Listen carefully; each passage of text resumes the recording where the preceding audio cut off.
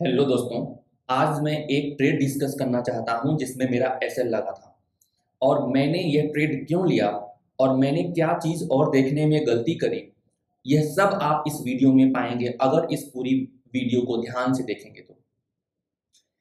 हमने क्या सोचा कि लिक्विडिटी यहाँ की भी जा चुकी है, लिक्विडिटी यहाँ की भी जा चुकी है और उसके बाद ये जो कैंडल है वो सबसे पहली इस पूरे मूव में ना ये सबसे पहली कैंडल बनी हुई है जिसने कई सारे कैंडल्स के हाई के ऊपर क्लोज किया है और ये एक बिग बार कैंडल है।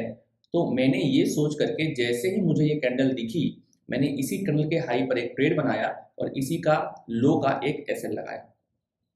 लेकिन हुआ क्या था मेरे साथ कि जब हमने ट्रेड लिया तो ट्रेड लेने के बाद मार्केट क्या किया, एक जगह रुक गया और ये 5 मिनट के टाइम फ्रेम पर ट्रेड लिया गया था।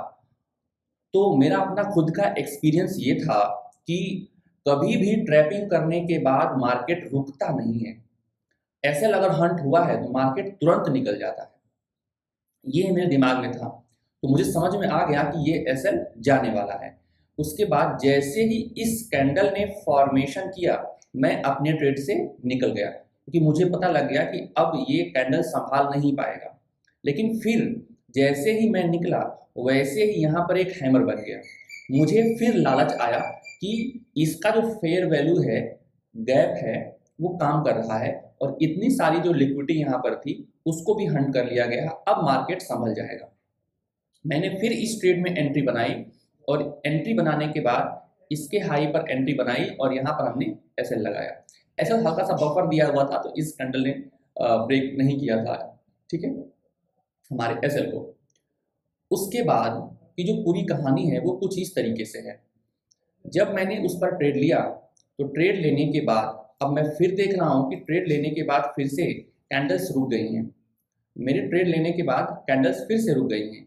इसका मतलब ये था कि ये जो है ऊपर जाने की कोशिश तो नहीं कर रहा है इस कैंडल पर, ठीक है ना।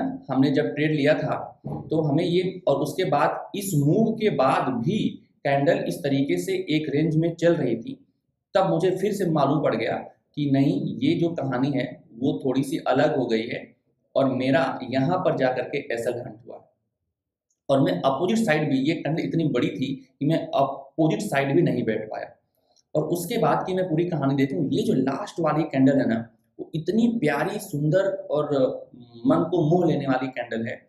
यहाँ पर बहुत लोगों को बुलाया गया होगा क्योंकि ये बहुत अलग से इस पूरी रेंज में आप अगर देखेंगे तो ये कैंडल सबसे अलग लोगों को अट्रैक्ट कर रही है।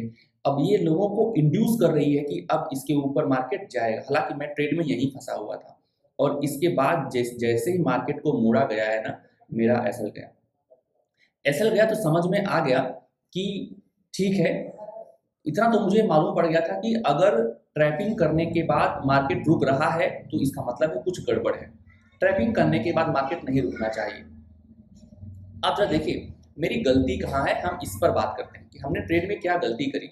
हमने बस 5 मिनट का टाइम फ्रेम ओपन किया था और हमने इस पर ट्रेड बना लिया था।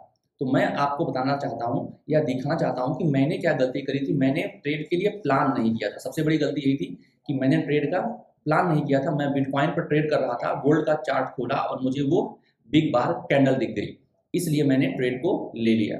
मेरे से गलती क्या हुई थी मैं आपको समझाने की कोशिश करता हूँ। मैंने मार्किंग कर ली है और मैं आपको यहाँ पर दिखा रहा हूँ। 4 घंटे के टाइम फ्रेम पर आते हैं। 4 घंटे के टाइम फ्रेम पर आते हैं। मैं मूविंग एवरेज को भी ऑन कर देता हूँ, ज़्यादा बेहतर है ताकि हमें चीज़ें समझ में और अच्छे से आ जाएं, ठीक है। ये जो एरो बना हुआ, ये एरो बना हुआ, मेरा ट्रेड यहाँ इस लोकेशन पर था। अब अगर हम देखें इस लोकेशन पर तो यह लोकेशन बाइंग के लिए था ही नहीं, वेट करने के लिए था। यहाँ पर ट्रेड बना हुआ था। वो 5 मिनट के टाइम फ्रेम पर है तो ये 4 घंटे का टाइम फ्रेम है तो हमें वो रेड ये पूरा आपको दिख रहा होगा, ये छोटा सा दिख रहा होगा बस यहाँ पर, ठीक है। तो सबसे पहला ये था कि मेरा ट्रेड का कोई प्लान नहीं था। दूसरी बात ये था कि ये जो है ये कैंडल के ऊपर 4 घंटे के टाइम फ्रेम पर हमारे पास रिजेक्शन था और ये वाली जो कैंडल थी ना, ये वाली कैंडल इसकी लिक्विडिटी ले करके इनसाइड क्लोज कर गई। मतलब यहाँ पर सीआरटी काम करने लग गया था और ये 200 मूविंग एवरेज 4 घंटे के टाइम फ्रेम पर था तो ये रेजिस्टेंस का काम करता है। तो दो चीजें यहाँ पर हमें ये दिखाई पड़ रही थी कि ये जो ट्रेड है वह डाउन साइड का है, ना कि बाइंग साइड का है फिलहाल, क्योंकि 4 घंटे के टाइम फ्रेम पर सीआरटी वर्क कर रही थी। अगर आप इसको ध्यान से देखेंगे तो आपको मालूम पड़ेगा कि ये सीआरटी ही यहाँ पर काम कर रही है। मैं आपको दिखाने की पूरी कोशिश कर रहा हूँ, ठीक है। अब देखिए इस हाई को इसने क्या किया है, इस हाई के ऊपर की जो लिक्विडिटी को हंट करके मार्केट क्या हुआ, इसी कैंडल के नीचे क्लोज कर गया। अब सीआरटी ये कहती है कि अगर हमारे पास यह कोई कैंडल है, और ये बिल्कुल बहुत क्लियर सी बात है कि अगर इसके हाई के ऊपर हमारे पास कोई कैंडल इनसाइड क्लोज हो गई है तो इसका जो डायरेक्शन होगा वो नीचे का ये हाई लो होगा, ठीक है। तो उसी प्रकार मैं क्या किया था, मेरी गलती ये थी कि मैंने ये नहीं देखा, मैंने प्लान नहीं किया ट्रेड का, मैंने हायर टाइम फ्रेम नहीं देखा, और उसके बाद अगर मैं हाई टाइम फ्रेम देखता तो मेरा जो डायरेक्शन होता सेल साइड का होता, या फिर मैं वेट कर लेता, मैं बाई नहीं करता, ठीक है। अब जो यहाँ पर जब सीआरटी बन गई है तो जो ये वाला लो था वह हंट किया गया, और इसके हंट करने के बाद प्राइस ने अपना 4 घंटे के टाइम फ्रेम पर ये दिखाया कि मुझे ऊपर जाना है या नीचे जाना है। तो हमसे ये गलती हुई है।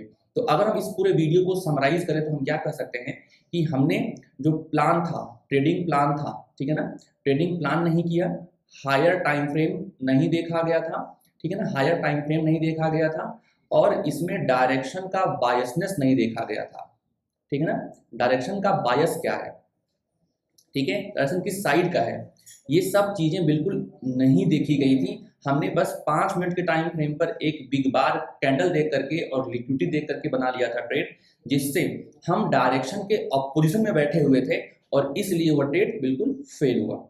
और हमारा जो इस कैंडल को देख करके जो बायसनेस दिमाग में सेट हो गया था, यह मुझे अपोजिट ट्रेड भी नहीं लेने दिया, क्योंकि मैंने हायर टाइम फ्रेम को इग्नोर किया था।